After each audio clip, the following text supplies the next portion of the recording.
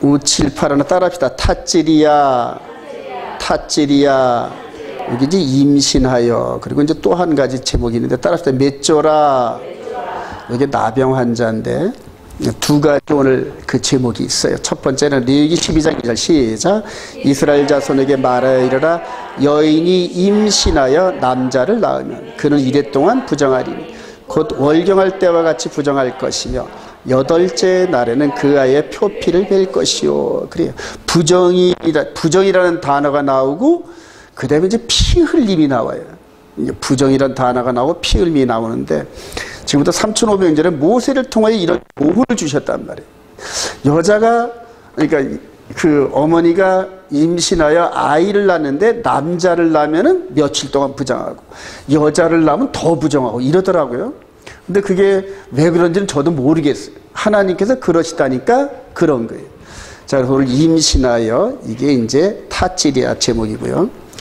또 레위기 14장 1절 시작. 여호와께서 모세에게 말씀하여 이르시되 나병 환자가 정결하게 되는 날의 규례는 이러하니 곧 그 사람을 제사장에로 데려갈 것이요 제사장은 진영에서 나가 진찰할지니 그 환자에게 있던 나병 환부가 나았으며. 나병 환부가 나오면 이제 그 다음에 피 흘림의 제사를 통하여서 이제 완결하는 이런 부분. 하여튼 둘 다 피 흘림이에요. 둘 다 부정이에요.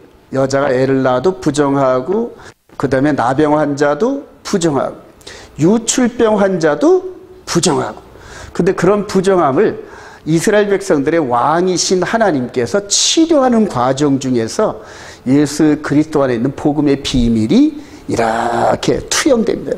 그리고 그 복음의 비밀이 이스라엘 백성들을 통하여 1500년 동안 계속 이렇게 모형으로만 이렇게 보여지다가 실제 상황으로 예수님의 십자가에서 이제 피 흘림이 완성되는 이런 부분들입니다. 자, 오늘 이제 대표적으로 이렇게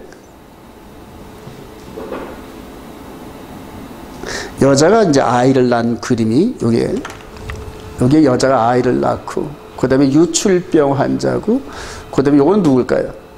나병 환자의 얼굴이에요. 나병 환자 얼굴인데 글쎄 나병 환자를 보면 아주 너무 무섭잖아요. 그죠? 얼굴이 무너지고 그 다음에 본인도 얼마나 어려울까 이런 생각이 드는데 이 나병의 특징이 뭐냐면 아픈 걸 못 느낀다는 거예요. 아픈 거를.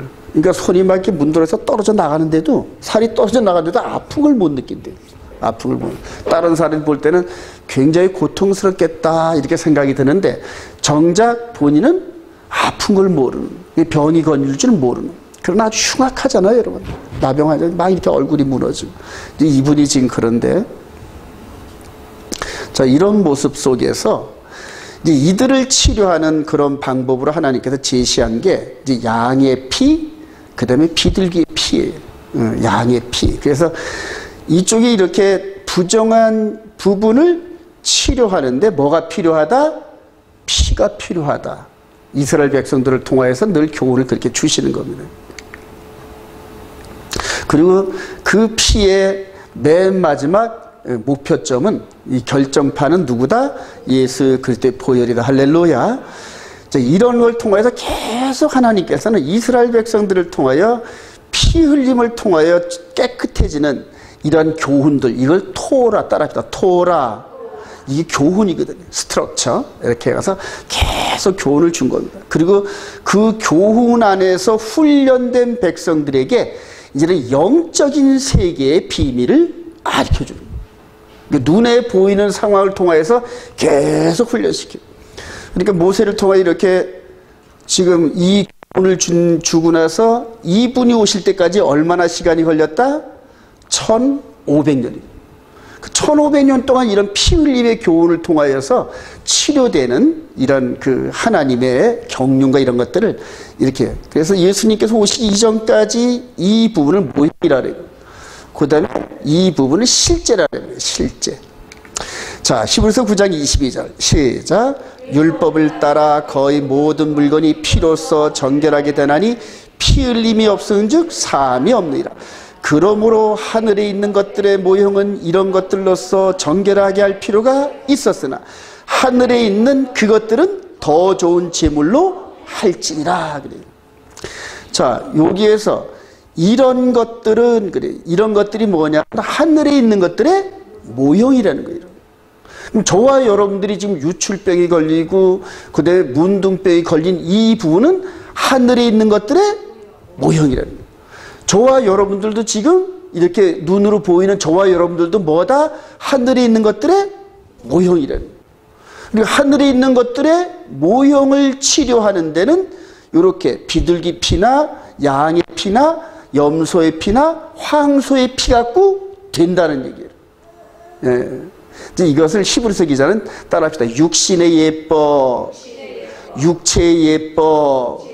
그래요. 그래서 육체의 예법 속에서 하나님이 가르친 게 뭐냐면 모든 것들이 피로써 정결케 된다. 이해가 되십니까, 여러분?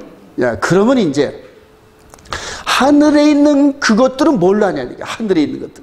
하늘에 있는 그것들은 이쪽에 있는 동물의 피, 보이는 그러한 피 갖고는 안 된다는 거예요, 여러분. 안 된다. 자, 하늘에 있는 것들은 오직 더 좋은 걸로 하는데 하나님이 예비하신 예수 그리스도의 피다. 할렐루야. 이게 복음이에요, 이게 복음이에요. 그리고 이제 이전에 이 하늘에 있는 것들의 모형을 가지고 모든 것들을 깨끗하게 하는 하나님의 경륜을 펼쳤던 이스라엘 백성들. 이스라엘 백성들과 함께 그 다음에 이제 이방인 된 저와 여러분들이 어떻게 하나님이 이 축복 안에 들어가느냐, 이제 이런 것들이 전부 다 성경에 전부 다 이제 나열됐습니다. 그런데 그거를 인간들이 잘못 해석해가지고, 우리 이방인들만 잘못 해석한 게 아니라 이스라엘 백성들도 잘못 해석해가지고, 예.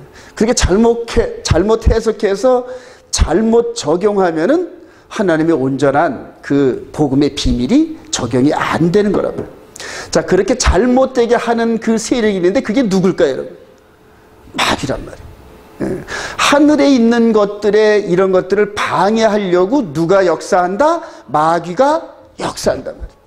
그래서 하늘의 비밀을 깨닫고자 하는 저와 여러분들을 영적인 존재인 마귀가 계속적으로 곁길로 가게 돼요. 곁길로 가게 돼요. 자, 곁길로 가게 하면은 이렇게 부정한 것을 완전케 하려는 하나님의 경륜이 자꾸만 옆으로 비껴가게 만든다. 이제 그거를 배도라 그래요. 노선이 이탈되고 그래요. 그래서 하나님께서 예수 그리스도로 말미암아 오직 독생자신 그분으로 말미암아 하늘에 있는 것들, 이거를 치료하시려는 이 하나님의 구속의 역사를 방해하는 마귀. 그래서 저와 여러분들은 지금 누구와의 전쟁을 하고 있는 거다? 마귀와의 전쟁을. 마귀와의 전쟁. 자, 그러면 저와 여러분들이 이렇게 볼 때, 말씀을 볼 때 하늘에 있는 것들과 함께 땅에 있는 것들이 저와 여러분들에게 동시에 존재해요. 겉으로 보이는 이거는 하늘에 있는 것들의 뭐다? 모형이래요. 육신의 예법. 그러면 하늘에 있는 것들의 그것의 진짜가 우리 안에 있는데 그걸 뭐라 그런다? 그거를 영혼의 몸이라 그래요. 이해가 되십니까, 여러분?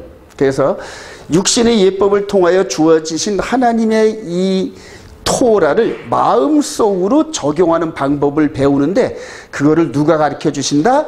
오직 성령님이. 그래서 성령이 인도함을 따라 받지 않으면은 그 다음에는 우리가 잘못 곁길로 가게 되는 이제 그런 일들이 벌어집니다. 자, 오늘 하늘에 있는 것들과 하늘에 있는 그것들, 이 두 개를 개념을 생각해 보시면서 말씀을 전개해 보기를 원합니다. 자, 나병 환자는 이제 진영 밖에서 살아요. 우리가 눈에 보이는 예법으로 보여주셨는데 레위기 13장 45절 시작. 나병 환자는 옷을 찢고 머리를 풀며 윗입술을 가리고 외치기를 부정하다 부정하다 할 것이요 병 있는 날 동안은 늘 부정할 것이라 그가 부정한즉 혼자 살되 진영 밖에서 살지니라. 그래요. 나병 환자는 그냥 자기가 스스로 고백하면서 내가 나병 환자예요. 그게 뭘까요? 사람들 가까이 오지 말라는 거예요. 전염되니까. 그래서 어디 길 가다가도 저기서 사람이 오면 나는 나병 환자입니다. 나병합니다. 그렇게 얘기를 해야 된다는 거예요. 그게 누구의 명령? 하나님의 명령이다. 자, 그런 사람의 삶이 행복할까요? 불행할까요? 당연히 불행하죠. 가족과 떨어져야 되고 생이별을 해야 되고 즉 살아있으되 산 것 같지 않는 여러분들 가족 중에 한번 보세요. 좌우를 보면서 누가 문둥병 걸렸다 그래. 나병 환자가 됐다 그래. 그 사람 지금 어디 가야 된다? 저쪽 어디죠? 토로또 가야 되잖아요. 격리되는 삶을 살아야 되잖아요. 이스라엘 백성 내에서도 나병 환자는 격리되어 살아야 한다. 이제 그래요. 자, 육신으로도 나병 환자가 격리되어 살아야 한다면 하늘에 있는 거기에서 있는 나병 환자는 어떻게 될까요? 완전히 하나님 나라에서 쫓겨나고 퇴출된다. 이제 그런 개념으로 여러분 이해를 자꾸 하셔요. 자, 그렇다면 아담과 하와가 에덴 동산에 쫓겨났을 때는 왜 쫓겨났을까요, 여러분? 죄를 지었기 때문에 쫓겨났지만은 하늘에 있는 그 부분으로 해석을 한다면은 아담과 하와는 나병 환자예요. 그러니까 하나님과 함께 살 수가 없는 그런 존재란 말이에요. 그러니까 하나님과 맺은 언약을 어겼단 말이에요. 어김으로 말미암아 죄가 들어왔단 말이에요. 그러니까 영적인 나병 환자. 몸으로는 나병의 이 흔적이 없다 하더라도 영이신 하나님과 거룩하신 영이신 하나님과 함께 한 공간 안에 살 수가 없다는 얘기거든요. 자, 이렇게 해서 나병 환자의 교훈을 통하여서 창세 때 에덴 동산에 쫓겨난 아담과 하와의 정체성에 대해서 이렇게 알려주시고, 그럼 저와 여러분들은 누구의 후예예요? 아담과 하와의 후예예요. 아담과 하와의. 그래서 이런 상태로는 하나님 나라에 살 수가 없고 격리돼서 쫓겨나갈 수밖에 없는 그런 삶인데, 우리가 보면 여러분 배너라는 영화 봤을 때, 그죠?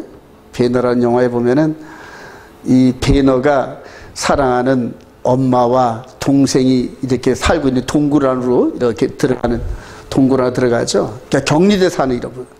이스라엘 백성들 가운데서 격리돼 살고 있는 이 가족 간의 아픔과 슬픔들, 그래요. 물론 나중에 예수 그리스도를 이렇게 보고 그 이 나병이 낫는 이런 그림으로 이제 끝나지만은요. 자, 이런 식으로 이렇게 떨어져 살 수밖에 없는 나병 환자, 그래요. 그리고 결과적으로는 맨 마지막엔 여러분, 이거를 치료할 수 있는 기한을 한시적으로 이렇게 주셨는데, 하나님의 매뉴얼대로 치료함을 받지 못하고 나병으로서 그냥 남아있는 자들은 어디로 간다? 불못으로 들어가는. 그러니까 하나님과 함께 살 수가 없어요. 하나님이 창조하신 이 세상에서 함께 살 수가 없어서 소각 처리되는 거예요. 쓰레기처럼 소각 처리되는 그런 개념이에요.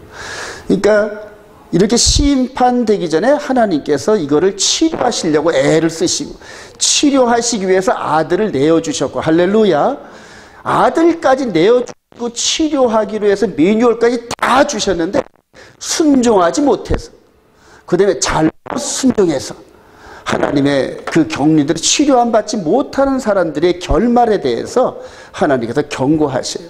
한번 볼까요? 우리 데살로니가 후서 2장 봅시다. 문둥병을 치료함 받으라고 이렇게 아들까지 그거를 결론적으로 이제 치료함 받지 못하면은, 데살로니가 후서 2장, 여러분 자주 읽죠, 이거요. 2장 7절. 시작. 환난을 받는, 데살로니가 후서 1장 7절.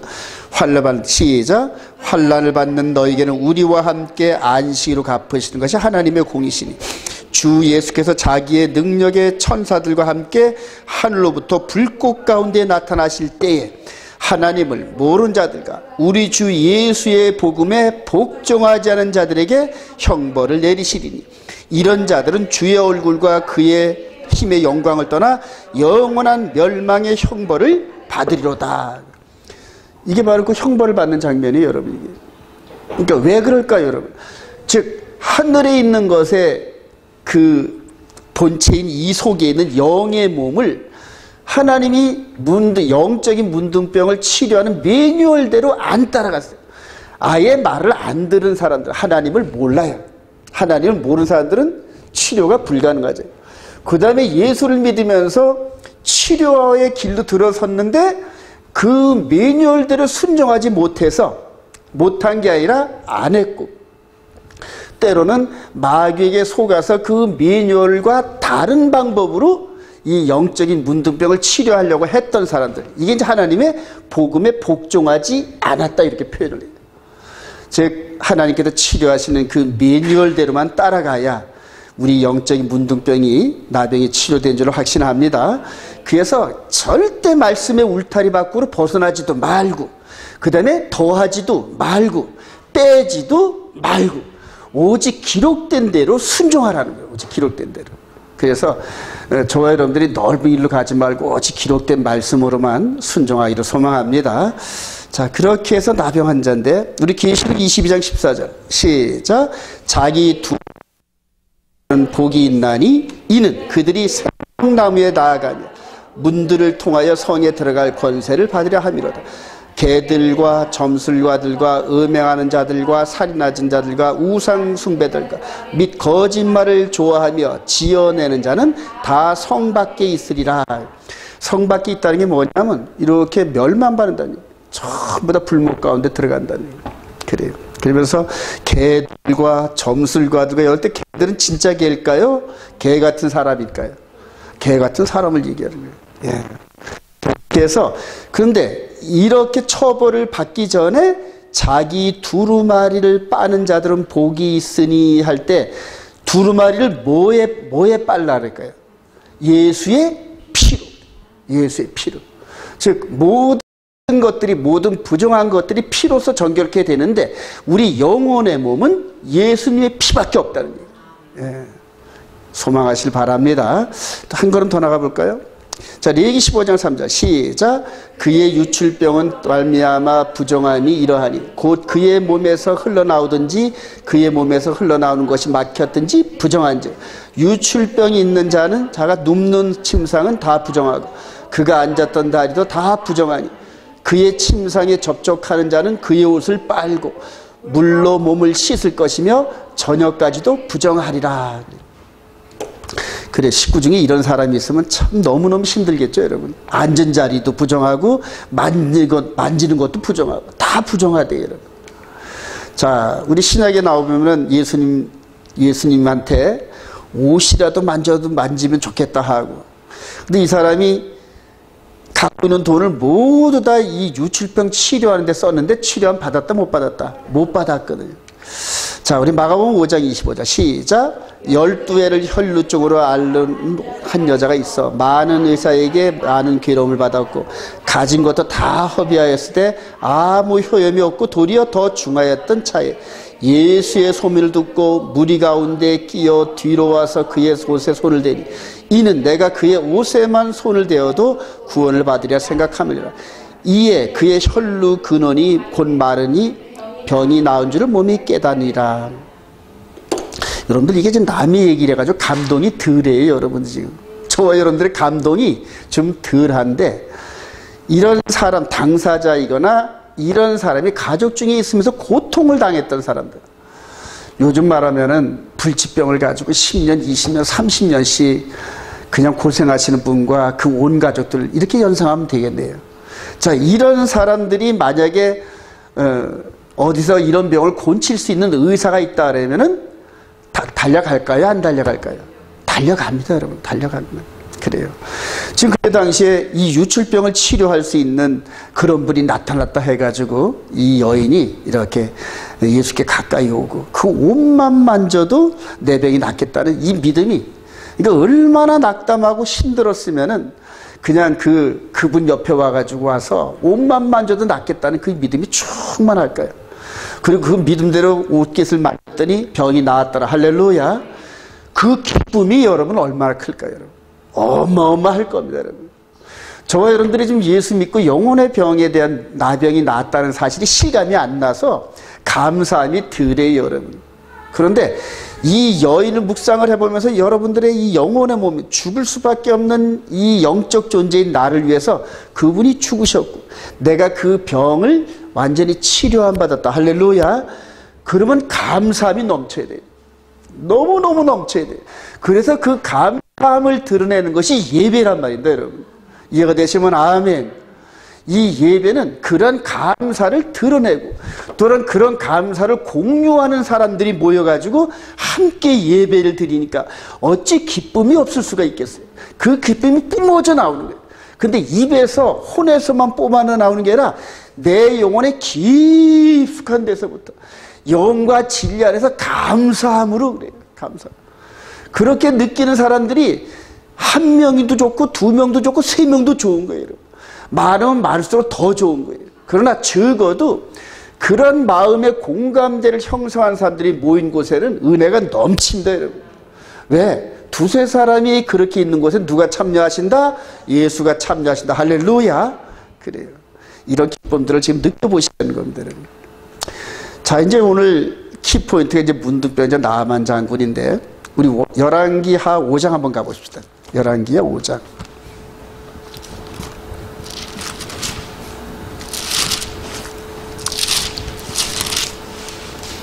이 나아만 장군은 아람 군대의 국방장관인데, 여러분, 지금으로 말하면 군 통수권을 거의 다 쥐다시피 한 왕이 신임을 해서 군권을 전부 다 맡긴 이제 그런 사람인데 능력이 뛰어납니다, 여러분. 그러니까 문둥병 환자라 하더라도 곁에 두죠, 여러분. 예. 자, 얼마나 뛰어난 그러한 그 장군인지 이해가 될 겁니다, 여러분. 자, 이 부분을 우리 중략하면서 우리 8절부터 한번 교독합시다. 열왕기하 5장 8절 제가 봅니다. 하나님의 사람 엘리사가 이스라엘 왕이 자기의 옷을 찢었다함을 듣고 왕에게 보내 이르되 왕이 어찌하여 옷을 찢었나이까? 그 사람을 내게로 오게 하소서. 그가 이스라엘 중에서 선지자가 있는 줄을 알리다 하니라.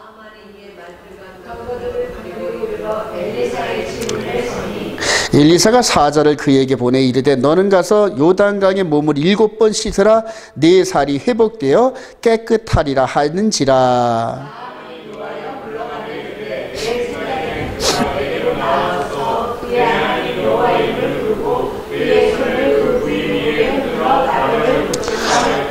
이게 누구 생각? 내 생각에는 그래. 누구 생각? 나만의 생각. 그래요.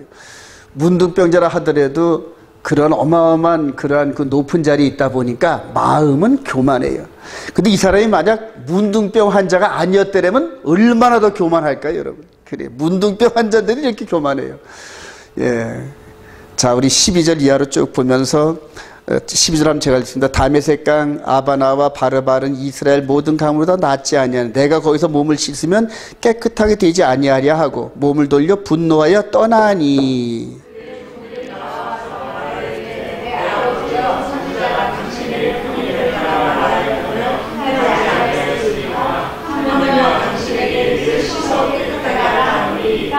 같이 봅니다. 시작. 나아만이 이에 내려가서 하나님의 사람의 마음대로 요단강에 7번 몸을 잠그니 그의 살이 할렐루야. 그래요. 이게 짧은 대목이지만은 참 얼마나 우리들에게 그 교훈이 와닿는지 몰라요. 나아만 장군이 엘리사를 찾아가 가지고 혈기 부리다가 혈기 부려봤자 자기만 손해죠, 뭐, 그죠? 그래서 옆에 있는 시종이 얘기한 대로 들어가서 요단강에 가서 7번을 들락날락 하다 보니까 병이 나았더라. 이때 나아만 장군의 마음이 어땠을까요, 여러분? 어마어마했을 겁니다, 여러분. 어마어마했을 거예요. 근데 6번 들어갔다 나올 때까지 병이 나았다, 안 나았다? 안 나았어요, 여러분. 6번 나올 때까지. 7번, 즉, 하나님의 종인 엘리사의 말대로 끝까지 순종했더니 병이 나았더라요.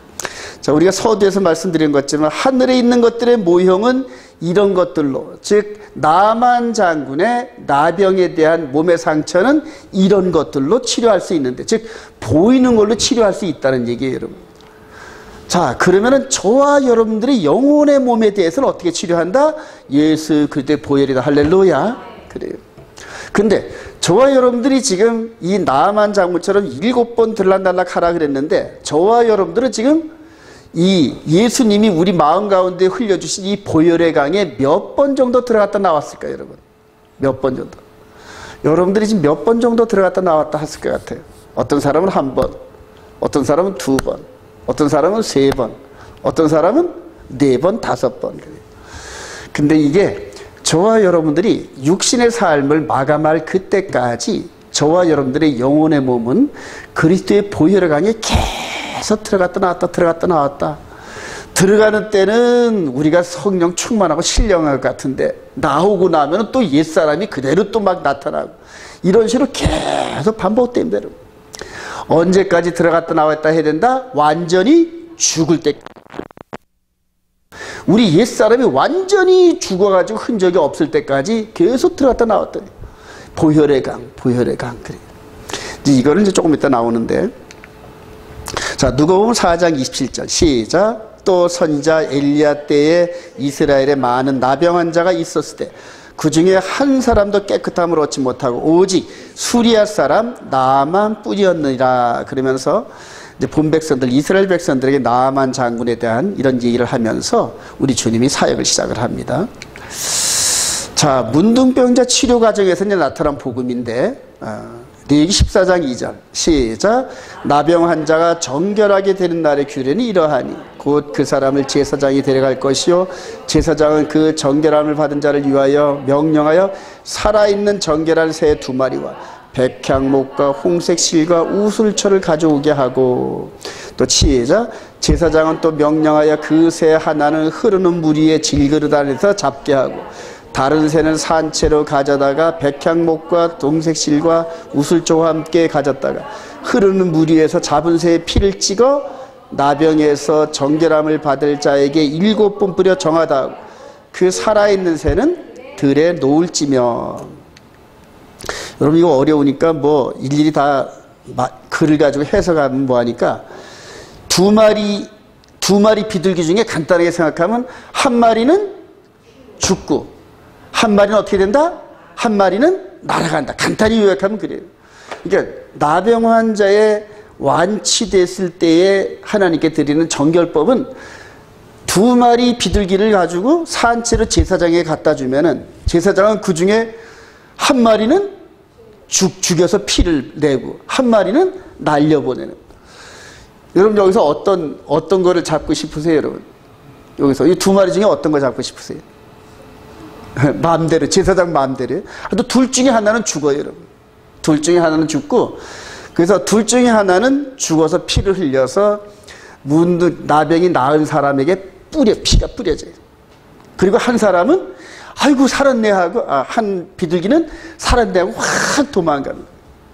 이게 이스라엘 백성들에게 주어지는 토라인데 1500년 동안 이런 일들이 계속적으로 어디에서 있었다?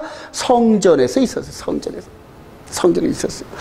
자, 우리 마가복음 2장 한번 가봅시다. 마가복음 2장인가요? 우리 예수님이 사역을 할 당시에도 마가복음 1장 마가복음 1장 40절 한 나병 환자 시작. 한 나병 환자가 예수께 와서 꿇어 엎드려 간구하여 이르되 원하시면 저를 깨끗하게 하실 수 있나이다. 예수께서 불쌍히 여기사 손을 내밀어 그에게 대시며 이르시되 내가 원하노니 깨끗함을 받으라 하시니 곧 나병이 그 사람에게서 떠나가고 깨끗하여진지라. 곧 보내시며 엄히 경고하사 이르시되 삼가 아무에게 아무 말도 하지 말고 가서 내 몸을 제사장에게 보이고 내가 깨끗하게 되었으니 모세가 명령한 것을 드려 그들에게 입증하라 하셨더라. 그래요. 즉 나병 환자에게 지금 뭐를 지시하셨다? 하나님께서 모세에게 명한 대로 2마리 비둘기 가져다가 이렇게 하라는 얘기. 이렇게 하라는 얘기. 이랬을 때 날아가는 그 비둘기를 보고 누구를 연상했을까요, 여러분?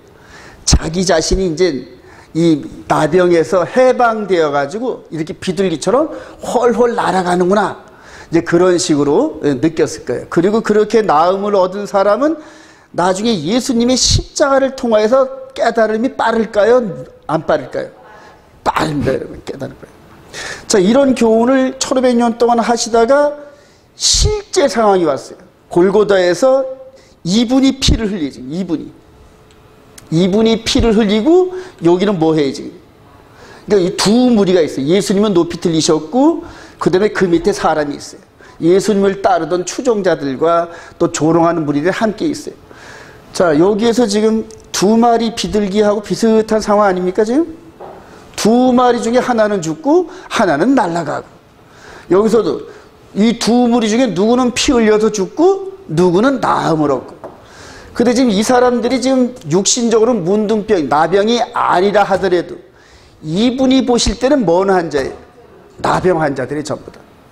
즉, 이 예수님께서는 그 사람의 신령 폐부를 들여다보면서 마귀의 지배하에 있는 하나님과 함께 살 수 없는, 그래서 격리되어 떠나 살 수밖에 없고 맨 마지막에는 불 속에 들어갈 수밖에 없는 그런 존재로 보인단 말이에요.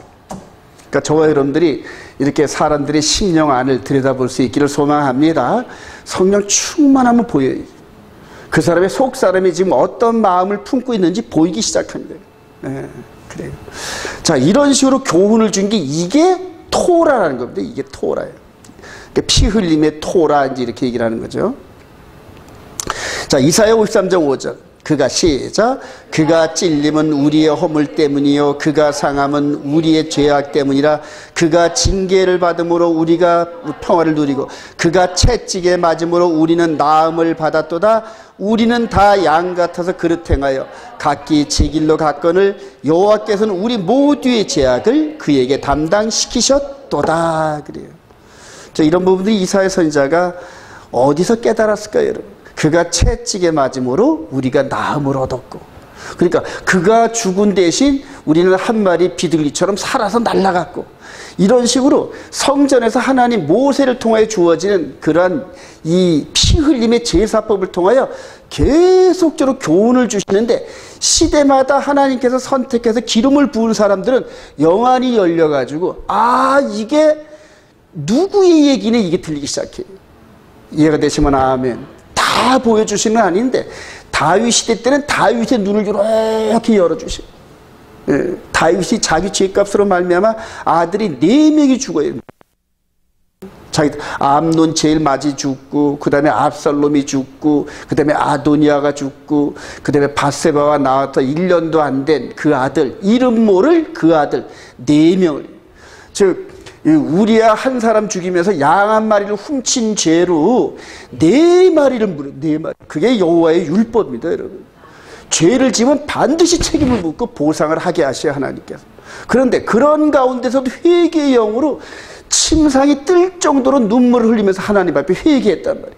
그러니까 속에 있는 이 더럽고 추한 것이 회개하는 가운데서 전부 씻겨 내려가면서 눈에 가려워졌던 막이 이렇게 열리면서 자기 아들 4명이 죽는 과정에서 있는 것들을 이렇게 파노라마식으로 묶다 보니까 하나님의 아들 예수아께서 바로 자기가 살고 있는 바로 그 위에, 즉 성전산에서 그렇게 죽으실 것을 눈을 열어 보여주시기 시작했어요.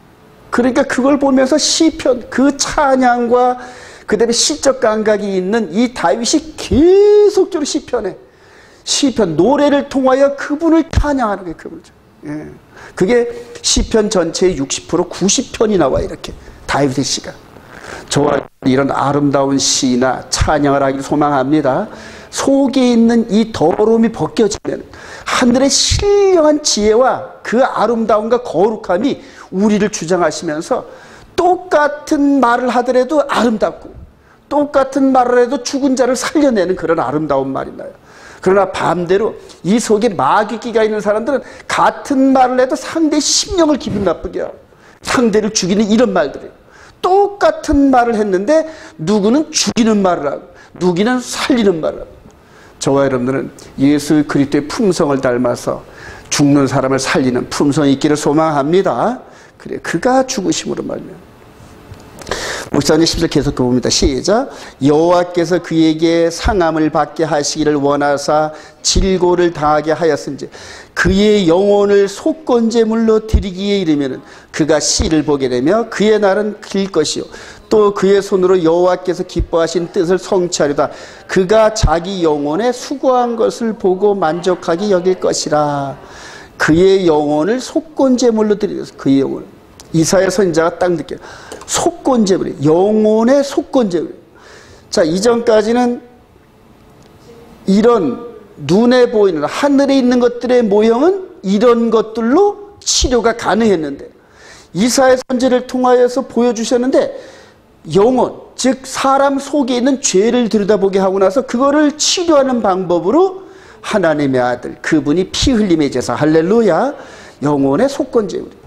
그래서 이분의 피 흘림으로 말미암아 저와 여러분들의 겉사람이 아닌 속사람이 치료를 받고 구원에 이르렀다, 할렐루야. 그렇게 깨달으시길 소망합니다. 그래서 날아가, 저와 여러분들이 살아서 한 마리 비둘기처럼 날아간다, 할렐루야. 이렇게 날아가는 거죠. 날아가는. 자, 이걸 깨달은 예수 그리스도의 십자가를 바로 눈앞에서 보고 3년 반 동안 함께 있다가 나중에 성령 충만을 받은 베드로가 이제 이걸 가지고 막 이제 나팔을 부르다. 이전까지는 몰라서 입이 그냥 뭘 알아야 얘기를 하지. 그러나 이제는 하늘의 신령을 깨닫고 자기의 속사람이 치유를 받고 옛사람이 죽고 그 다음에 새로운 사람으로 덧입으면서 보니까 새롭게 변화가 되는 거예요. 그러니까 새로운 말이 나오는 거예요. 우리 베드로전서 2장 22절 시작. 그는 죄를 범하지 아니하시고 그 입에 거짓도 없으시며 욕을 당하시되 맞대어 욕하지 아니하시고 고난을 당하시되 위협하지 아니하시고 오직 공의로 심판하시는 이에게 부탁하십니다. 친히 나무에 달려 그 몸으로 우리 죄를 담당하셨으니 이는 우리로 죄에 대하여 죽고 의에 대하여 살게 하려 하심이라. 그가 채찍에 맞음으로 너희는 나음을 얻었으니. 그래요. 바로 이사야 선지자의 깨달음을 동일하게 주시는 거예요. 성령께서 이사야에게 깨달았던 그 메시지를 이제는 베드로에게 더 증폭돼서 베드로는 눈으로 봤어요. 이사야 선지자는 환상으로 700년 후쯤에 되어질 일을 영안으로 이렇게 봤어요. 환상으로. 근데 베드로는 직접 봤단 말이에요. 그럼 누구 메시지가 더 강할까요, 여러분? 눈으로 본 사람이 더 강한 거예요. 이사야 선지자가 구약적으로 복음의 그림자를 선포했다 하면은 베드로나 12사도 눈으로 직접 봤단 말이에요. 눈으로 직접 봤어요. 그러니까 복음을 눈으로 보니까 얼마나 더 리얼합니까? 메시지를 선포하는데 파워가 있다 없다? 강하잖아요. 그러니까 3,000명 5,000명씩 베드로 설교 때마다 그냥 웃지 않고 막 그런 거예요. 아니 우리가 메시아를 그랬단 말이에요. 그러면서 어떻게 하면 좋으냐는 얘기. 이 죄를 주 예수를 믿으라, 할렐루야. 그러면 성령을 선물로 받으리니. 성령을 받으면 베드로 입장에서 나같이 이 복음의 비밀을 깨닫고 너희들도 사람을 낳는 어부가 된다, 할렐루야. 그렇게 되는 거예요.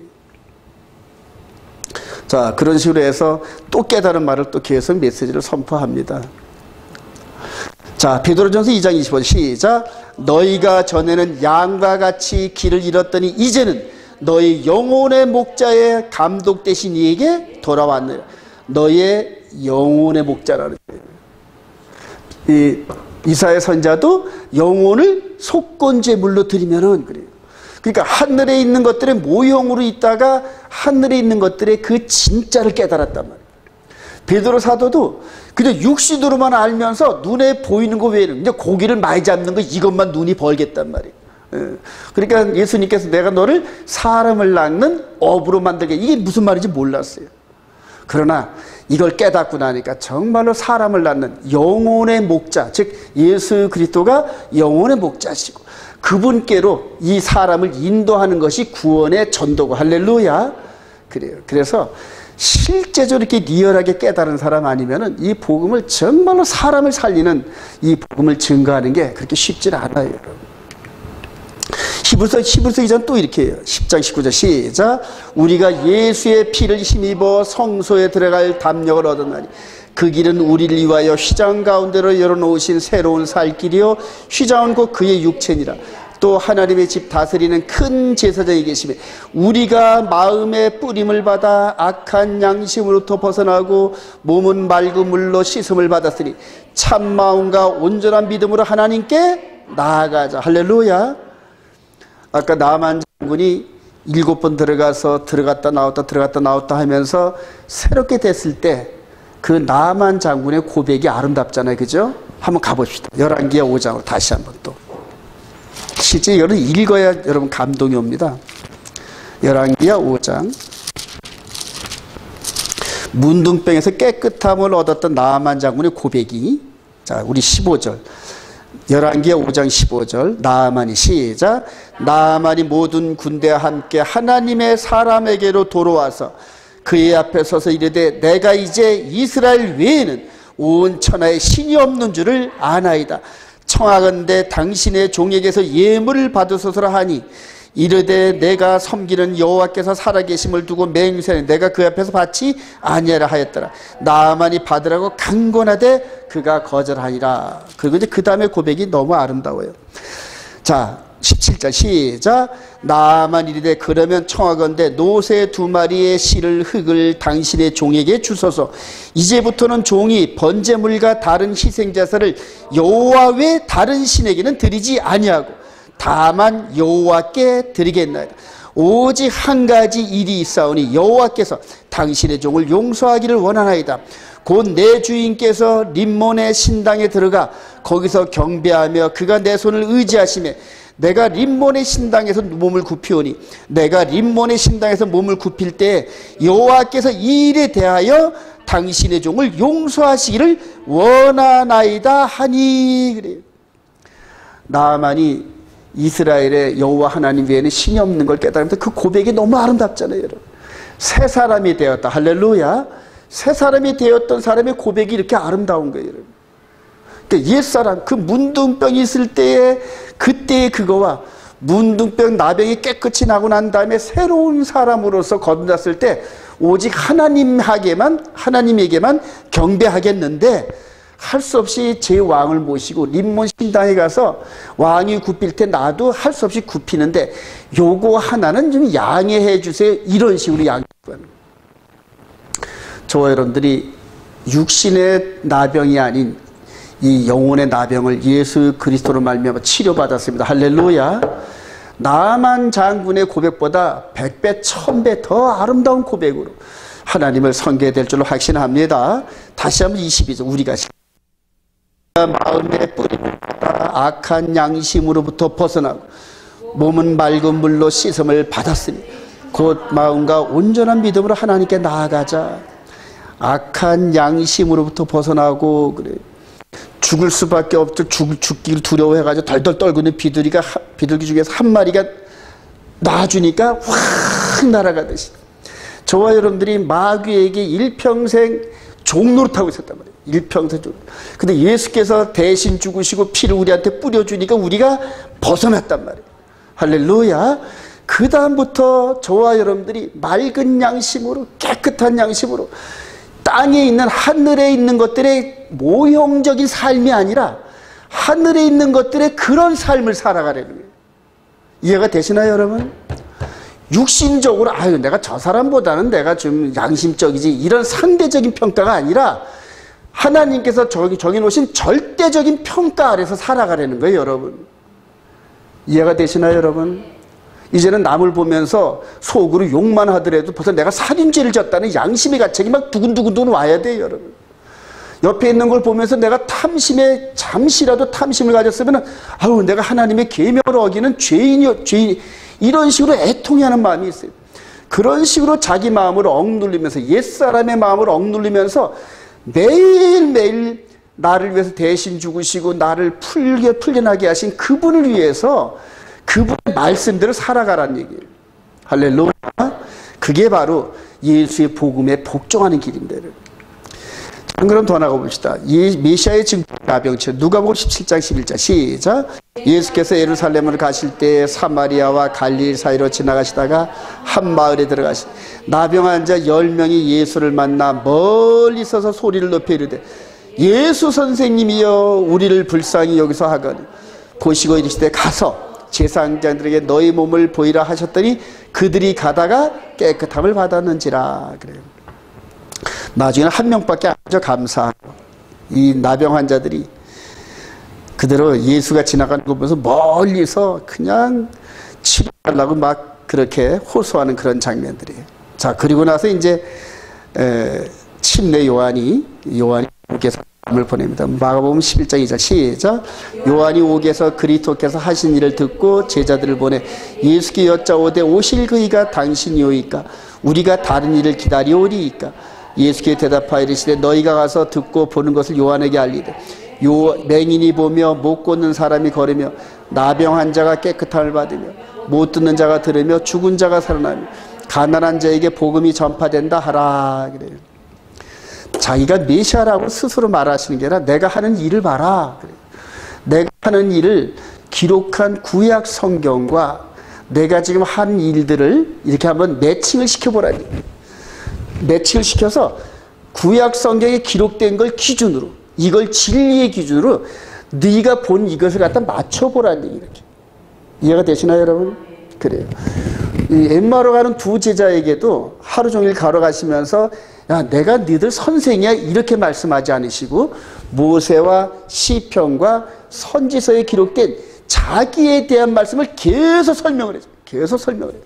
계속 설명을 해주고 이해를 못하다 나중에 떡을 띄고 이렇게 떡을 쪼개면서 주는 그걸 보면서 그때서야 깨달아요. 지금도 여러분 우리 예수를 못 봐요 여러분. 우리 눈으로 못 보잖아요. 근데 그분이 나의 메시아라는 걸 깨닫는 이런 방법들은 성경을 통하여 계속적으로 그분과 매칭하고 저와 여러분들이 그분이 명령하신 삶대로 살아갈 때 그분이 메시아라는 게 확 다가와요 여러분. 아니 그거는 네가 믿는 예수지. 목사님 믿음이 좋으니까. 그러나 믿음이 열든 우리들은 안 되잖아요. 자, 계속적으로 그렇게 성경을 묵상하면서 그분이 메시아와 함께 그분이 우리에게 명령하신 선한 삶대로 살아갈 때 성령이 동행하면서 구약에 있는 모든 것들이 진실이고 그 다음에 골고다 언덕이 진실이고 현재도 우리와 함께 하신 것이 진실로 깨달아지기 시작합니다. 자, 그렇게 해서 여러분들이 진리를 소유하시길 소망합니다. 왜 제가 이렇게 계속 여러분들한테 이걸 강조하냐면은 결전의 순간이 각 인생의 삶은 그 믿음이 정말 진짜 믿음인지 가짜 믿음인지 반드시 시험하셔야 하나님께서. 꼭 적그리스도가 나타나서 시험하는 그것이 아니라 그 이전에도 계속 시대마다 시험을 하셔요 여러분.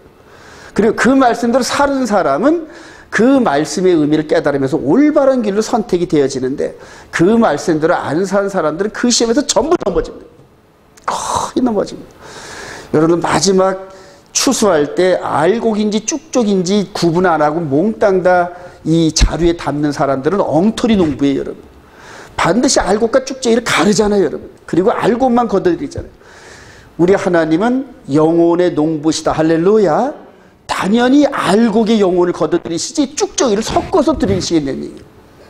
저와 여러분들이 쭉쪽이가 안 되는 길은 이 말씀대로 살아가는 방법밖에 없어요 여러분. 살아가실 소망합니다. 자, 한 걸음 더 나갑니다. 이제 그 능력을 제자들에게 주셔요 여러분. 자, 마태복음 10장 5절 예수께서 시작. 예수께서 이 12를 내보내시며 명하여 이르시되 이방인의 길로도 가지 말고 사마리아 고을에도 들어가지 말고 오히려 이스라엘 집에 어린 양이 가라.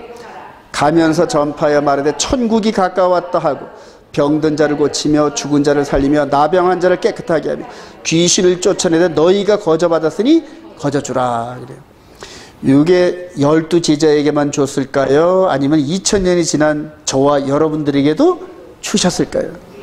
주셨을 줄로 확신합니다. 그래요. 단지 저와 여러분들이 믿음이 거기까지 못해서 이런 능력이 안 나오는 것 뿐이에요 여러분. 자, 베드로전서 1장 1절 예수 시작.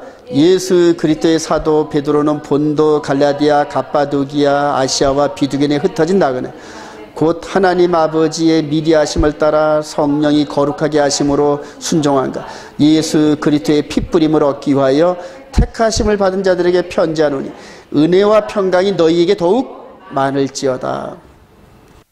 여러분 만약 나병 환자를 치료하는 이 부분이 육신의 나병 환자만 치료하는 거라 했으면은 사도행전에 나병 환자 치료하는 게 가득 차야 됩니다. 그 얘기가. 근데 사도행전에는 거의 없어요. 여러분. 나병 환자 치료했다는 게. 그럼 여기에서 예수님이 나병 환자를 치료하는 이런 부분들이 뭔 의미일까요? 여러분? 속사람을 얘기하는 거예요. 근데 속사람이 어떻게 나병 환자를 치료를 받는다?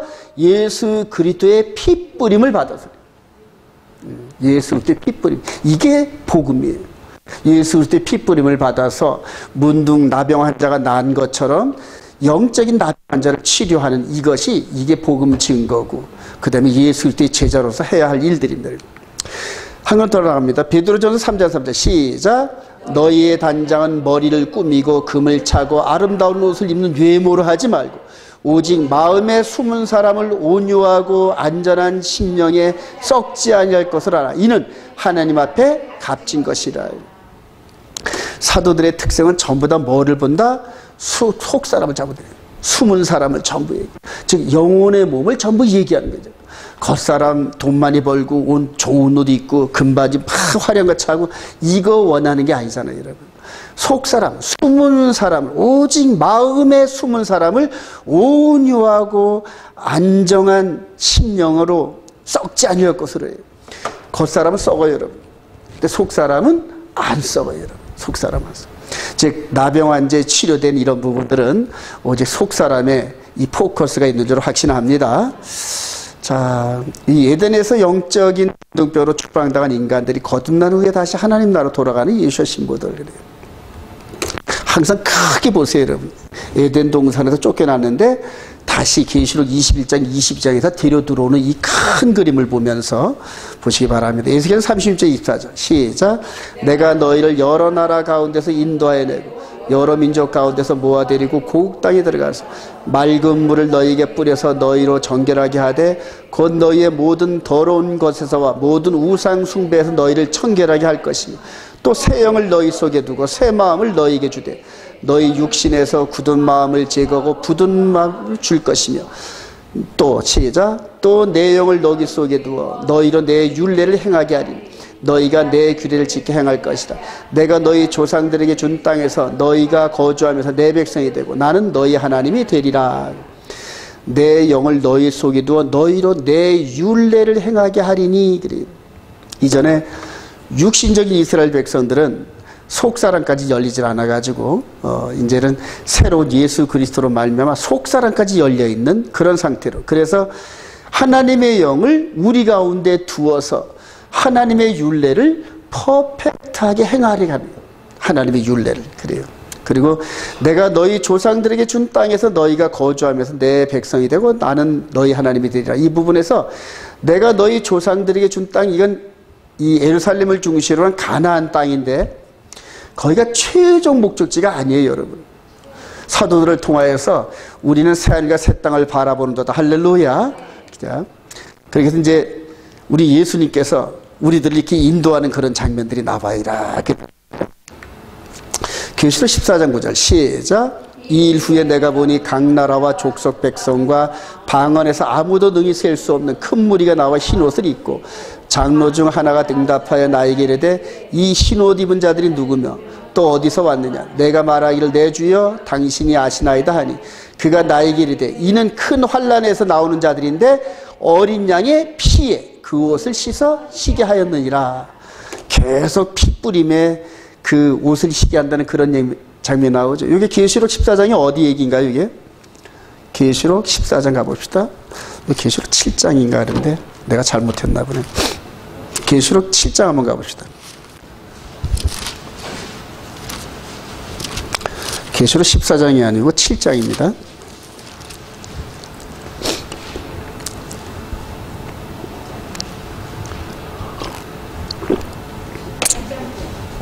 자, 우리 계시록 7장 이 부분이 이제 14만 4천 얘기인데 우리 4절 봅시다. 7장 4절 시작. 내가 인침을 받은 자의 수를 들으니 이스라엘 자손의 각 지파 중에서 인침을 받은 자들이 14만 4천이니. 그리고 이제 그 다음에 이제 8절까지가 12지파에 됩니다. 우리 9절 시작. 이 일 후에 내가 보니 각 나라와 족속과 백성과 방언에서 아무도 능히 셀 수 없는 큰 무리가 나와 흰옷을 입고 손에 종려가지를 들고 보좌가 어린 양 앞에 큰 소리로 외쳐 이르되 구원하심이 13절 장로 중 하나가 응답하여 나에게 이르되 이 흰옷 입은 자들이 누구며 또 어디서 왔느냐. 내가 말하기를 내 주여 당신이 아시나이다 하니 그가 나에게 이르되 이는 큰 환난에서 나오는 자들인데 어린 양의 피에 그 옷을 씻어 하였느니라. 그래요. 계시록 7장 이 부분은 14만 4천 이 부분은 이제 이스라엘의 충만함이고 그 다음에 9절에 이 일 후에 내가 보니 각 나라와 족속과 백성과 방언에서 이게 이제 이방인의 충만이거든요, 여러분. 그래서 이스라엘 충만과 이방인의 충만함이 완성이 돼버리면은 이제 그때 이제 구원이 이제 마무리되는데, 이 사람들의 특징은 뭐냐면 14절에 어린 양의 시게 하였느니라 그래요. 핏뿌림, 참을 핏뿌림. 모든 것이 핏뿌림으로 정결하게 되나니 할렐루야. 그래요. 영혼의 몸은 예수의 피 외에는 없어요, 여러분. 계속해서 예수에 대한 피를 증거하고 강조하는데, 이제 저와 여러분들의 세대에는 내가 예수여 하고 등장하는 적그리스도가 나옵니다, 여러분. 내가 예수란 이름은 아니지만 내가 메시아야 하고 등장을 한단 말입니다. 근데 저와 여러분들은 이미 2000년 전에 우리에게 핏뿌림의 은혜를 주시고 하늘 보좌 우편에 계신 그분만이 우리의 구세주다. 할렐루야. 그래요. 그런데 그 사이에 내가 메시아야 하고 등장을 한단 말이에요. 그런데 내가 메시아야고 등장을 하는데 그 속임수가 보통이 아니라서 생명책에 기록된 자 외에는 전부 그 우상에게 절한대요, 여러분. 성경이 그래요, 성경이.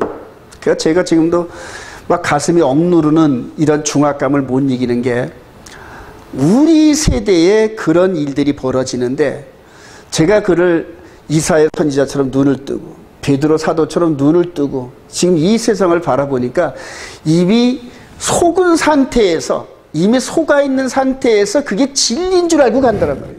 이미 속아 있는 상태에서. 여러분 역대하 22장 한번 가볼까요? 지금 이 세대가 어떤 세대인지. 역대하 22장.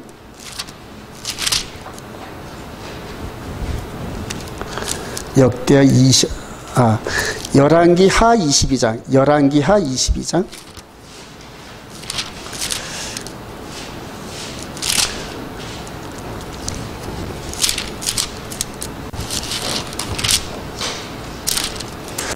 열왕기상 22장인가? 제가 열왕기상 22장인가?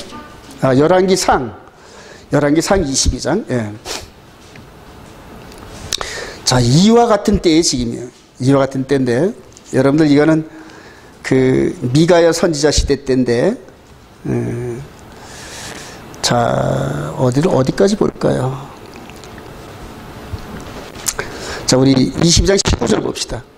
22장 19절. 미가야가 시작. 미가야가 이르되 그런즉 왕은 여호와의 말씀을 들어서 내가 보니 여호와께서 그의 보좌에 앉으셨고 하늘의 만군이 그의 좌우편에 모시고 서 있는데 여호와께서 말씀하시를 누가 아합을 꾀어 그를 길르앗 라못에 올라가서 죽게 할고 하시니 하나는 이렇게 하겠다 하고 또 하나는 저렇게 하겠다 하였는데 한 영이 나와 여호와 앞에 서서 말하되 내가 그를 꾀겠나이다. 여호와께서 그에게 이르시되 어떻게 하겠느냐 이르되 내가 나가서 거짓말하는 영이 되어 그의 모든 선자들이 입에 있겠나이다. 여호와께서 이르시되 너는 꾀겠고 또 이루리라. 나가서 그리하라 하였은즉 이제 여호와께서 거짓말하는 영을 이 모든 선지자 입에서 넣으셨고 또 여호와께서 왕에 대하여 말씀하셨나이다. 여출일구가 나오는데 이제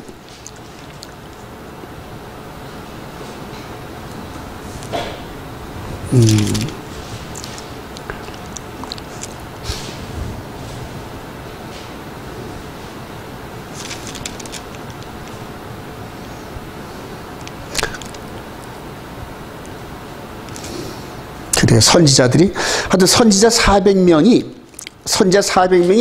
전부 다 똑같은 말을 해요. 전부 다 똑같은 말을 해가지고 이제 여기는 안 나올 모양이네. 여출일구란 말이 나오는데, 자 400명이 하나님께서 보내신 거짓말하는 영의 영향력을 받아서 400명이 동일한 거짓말이에요. 400명이 동일한 거짓말. 그리고 결과적으로 아합이 길르앗 라못에서 죽게 됩니다, 여러분. 죽게 되는데, 자 구약 시대 때 하나님께서 그렇게 허락하신 거짓 영, 이 부분이 신약에서도 똑같이 이제 적용이 되는데, 여러분들 데살로니가 후서 봅시다. 데살로니가 후서. 근데 저와 여러분들이 이 시대에 살고 있어요, 지금. 모든 이 하나님의 말씀대로 순종하지 않은 선자들을 하나님께 거짓말하는 영을 보내서 똑같은 말을 400명이 하게 하세요. 마찬가지로 신약 서신서에도 그런 일이 나오는데 데살로니가 후서 2장 우리 9절 이하로 봅시다. 악한 자의 시작. 악한 자의 나타남은 사탄의 활동을 따라 모든 능력과 표적과 거짓 기적과 불의의 모든 속임으로 멸망하는 자들에게 있으니 이는 그들이 진리의 사랑을 받지 아니하여 구원함을 받지 못함이라. 이러므로 하나님이 미혹의 역사를 그들에게 보내사 거짓 것을 믿게 하시면 진리를 믿지 않고 불의를 좋아하는 모든 자들로 하여금 심판을 받게 하려 하심이라. 이전에 그 왕정시대 때 아합 왕이 정말로 하나님 앞에 눈의 가시 같은 일을 했어요. 그래서 저놈을 어찌할꼬 하다가 결과적으로 선지자 400명을 이건 이제 아세라 선자들이라고 보는데요. 400명을 전부 다 똑같은 말이에요. 전쟁터에 나가면 승리합니다. 해가지고 완전히 붕 뛰게 만들어서 그래서 전쟁터에 나가서 우연히 쏜 화살에 맞아서 죽게 만드는 이런 일이 있었어요. 이 시대도 거짓말하는 영의 아버지인 마귀가 이제 3년 반의 시간대를 자기가 얻어가지고 3년 반을 한번 이 세상을 움켜쥐면서 거짓으로 여러분들 통치한다 생각을 한번 해보세요. 전부 넘어요. 그때 이 말씀대로 순종한 훈련을 안 한 이 자칭 선지자급들은 전부 그 거짓말하는 영에 전부 다 오염돼가지고 똑같은 말을 해요. 근데 똑같은 말을 하는 게 이분이 메시아야 그런단 말이에요. 이분이 메시아야. 네. 그러니까 이스라엘 백성들은 말할 것도 없고 이방인 가운데서도 전부 미혹된 사람들이 전부 그분이 메시아야. 그리고 그분과 함께 이제 몇 년 동안 1000년 동안 통치가 이루어져 이런 식으로. 네. 저한테는 그게 보여요, 여러분. 그래서 제가 어떤 때는 막 마음이 맥혀가지고 막 이렇게 돼서 전부 다 제 주위에 있는 모든 사람들이 그 반대편에 있는 얘기를 하는데 저한테는 이렇게 보여주는데 하나님 이게 웬일입니까? 이게 제가 차라리 틀리고 제 주위의 동료들이 전부 똑같은 말을 하는데 그게 옳게 보여가지고 저도 그들과 함께 연합을 하고 그들과 함께 대화를 하고 이랬으면 얼마나 좋겠습니까? 그런데 제가 가는 곳곳마다 그건 아니다 이런 식으로 얘기를 하니까 이제는 제 동료들이 저를 자꾸 밀어낸단 말이에요. 아합 시대 때 누가 같다? 미가야 같은 거예요. 400명이 전부 다 이런 말을 하는데 미가야 혼자서만 딴 말을 하니까 그냥 한마디로 왕따란 말이에요. 왕따란 말. 근데 그 상황을 마지막 때 그대로 이렇게 전개를 하시더라고요. 즉 거짓말할 영을 보내는 게 아니라 거짓의 아비 자체를 보내버려요. 그래놓고 온 세상을 속여서 그대로 이게 하나님의 말씀이다 이렇게 생각하게끔 만들더란 말이에요. 근데 보니까 하나님께서 그렇게 허락하심은 진리를 사랑하지 않고 진리대로 살아오지 않은 사람들을 전부 다 미혹에 넘어가게 해서 구원에 이르지 못하게 하려 합니다 하고 성경에 쓰여 있는 거예요, 이게. 너무 무섭지 않아요, 여러분? 그래서 제가 자꾸만 여러분들에게 진리대로 그대로 살아가라고 자꾸 강조하는 거예요. 자꾸 살아가는 거예요. 그렇게 살아가시길 소망합니다. 그래서 궁극적으로 보혈의 피에 깨끗이 씻김을 받고 나아만 장군처럼 육신의 그 나병 이거를 치료받듯이 영혼의 나병을 치료받기를 소망합니다. 영혼의 나병을 치료받기 시작하면은 나아만 장군처럼 선함으로 나와요. 그냥 선함이 나와요. 나아만 장군처럼 여호와 하나님을 위해서 섬기겠고 어디서든지 여호와 하나님만 섬기겠다는 이 선함이 나오는데 이 감동이 진짜로 속 사람이 느껴지잖아요. 여러분 그러면 내 생명을 바쳐서라도 우리 주님을 섬기고 우리 주님의 교회를 섬기고 우리 동력자들을 섬기고 우리 형제들을 섬기고 그게 막 우러나와요. 여러분 만들어지는 게 아니라 그렇게 되기를 소망합니다. 결론입니다. 영혼의 나병을 치료받은 성도들의 남은 삶은 어떻게 살아야 되겠느냐 그래요. 로마 10장 9절 시작. 내가 만일 내 입으로 예수를 주로 시인하며 하나님께서 죽은 자 가운데 살리신 것을 내 마음에 믿으면 구원을 받으리라. 사람이 믿음으로 마음으로 믿어 의에 이르고 입으로 시인하여 구원에 이르리라. 성경이 이르되 누구든지 그를 믿는 자는 부끄러움을 당하지 아니하리라 하니 그래요.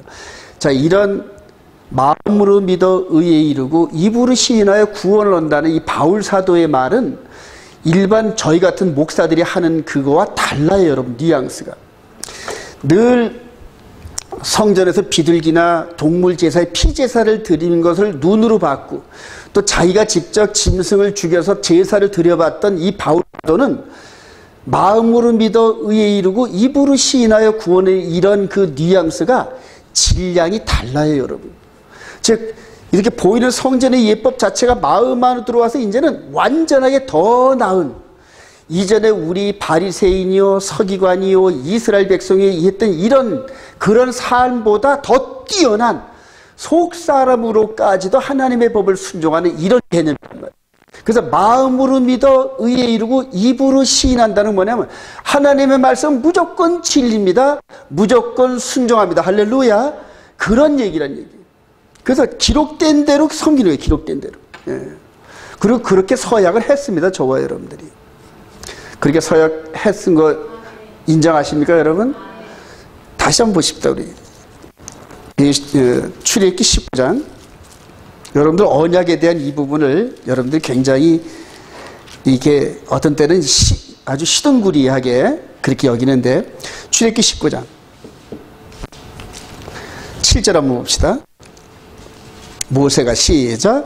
모세가 내려와서 백성의 장로들을 불러 여호와께서 자기에게 명령하신 그 모든 말씀을 백성이 일제히 응답하여 이르되 여호와께서 명령하신 대로 우리가 다 행하리이다.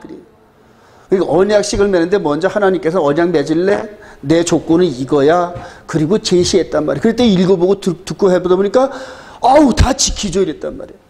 자, 24장 한번 가봅시다. 다시 한번 24장 이제 마무리 지으면서 확답을 하는 겁니다. 24장 3절 시작. 모세가 와서 여호와의 모든 말씀과 그의 모든 율례를 백성에게 전하며 그들이 한 소리로 응답하여 이르되 여호와께서 말씀하신 것 우리가 모든 것을 우리가 준행하리다. 준행하리. 그러니까 시키는 대로 무조건 하겠다는 거예요. 시키는 대로 무조건 하겠다는 거예요. 그래서 여기서 아멘 시인한다는 거 바로 이걸 얘기하는 거예요. 하나님께서 말씀하신 것을 우리가 다 지키겠나이다는 거예요. 자, 지금 여기서 우리 주님이 십자가 여기가 지금 언약의 피를 흘리는 장소예요, 여러분. 그리고 그 밑에 있는 사람들은 지금 하나님과 언약을 맺는 거다 그렇게 생각하시면 돼요. 피 흘리는 예수님께서 새 언약의 중보자신데 피 흘리시는 그분 밑에서 하나님께서 말씀하신 대로 너희들이 내 법을 지키겠냐 이렇게 얘기할 때 전부 지키겠습니다 고백을 한 거예요. 이거를 마음으로 믿어 의에 이르고 입으로 시인하여 구원을 이룬다. 할렐루야. 근데 이 법이 어떤 법인지 아십니까, 여러분? 마태복음 5장 가보십시다. 이게 우리 주님께서 우리에게 제시하신 법이 마태복음 5장. 이제 마태복음 5장부터 7절까지가 이제 새 언약의 내용인데,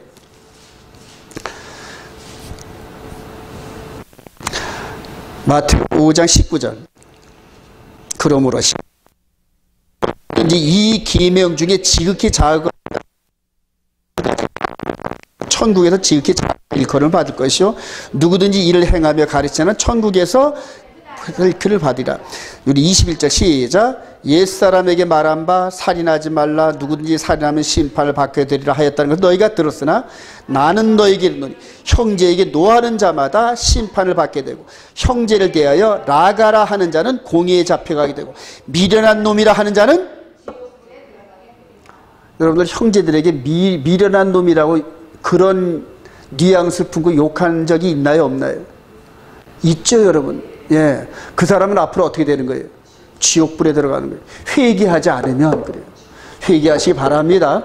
이런 어마어마한 그 하나님의 법을 이렇게 우리들에게 제시하시고 새 언약을 지금 맺자 하는 거예요. 그럼 저와 여러분들은 그거를 다 지키겠습니다 하고 시인하는 거란 말이에요. 이렇게 시인하는 것을 얘기하는 거예요, 여러분. 예, 그냥 아멘, 아멘 이게 아니라 하나님이 말씀하신 모든 것을 우리가 지키겠나이다 이렇게 시인하는 거란 말이에요. 그렇게 시인하면서 거룩의 여정을 걸어간다. 할렐루야. 그렇게 살다 보면은 가다 넘어지고 하면서 끝내는 이 하나님의 법 안에서 살게 되고 마귀가 시험하는 것을 이길 수 있다. 할렐루야. 바울 사도가 바로 지금 그걸 보고 얘기해요. 그래서 이렇게 바라보면서 십자가를 바라보면서 마음으로 의에 이르고 입으로 시인하여 구원 우리가 육신의 삶을 마감할 때까지 우리 주님을 통하여서 주신 하나님의 법을 순종하며 살겠습니다. 이게 아멘이란 말이에요. 할렐루야. 그게 십계명이에요, 여러분. 십계명 마음판에 기록해 놓으셨단 말이에요. 그래요. 그대로 살아가는 게 예수의 복음에 복종하는 삶을 살아가는 거고. 그래요. 우리 고린도후서 5장 14절 이제 마지막 결론입니다. 그대 시작. 그리스도의 사랑이 우리를 강건하시도다. 우리가 생각하건대 한 사람이 모든 사람을 대신하여 죽었은즉 모든 사람이 죽은 것이다. 그가 모든 사람을 대신하여 죽으심. 살아있는 자들로 하여금 다시는 그들 자신을 위하여 살지 않고 오직 그들을 대신하여 죽었다가 다시 살아나신 이를 위하여 살게 하려 함이라. 그래요. 무슨 말이냐 하면은 요 비둘기 두 마리 중에 한 마리가 살았어요.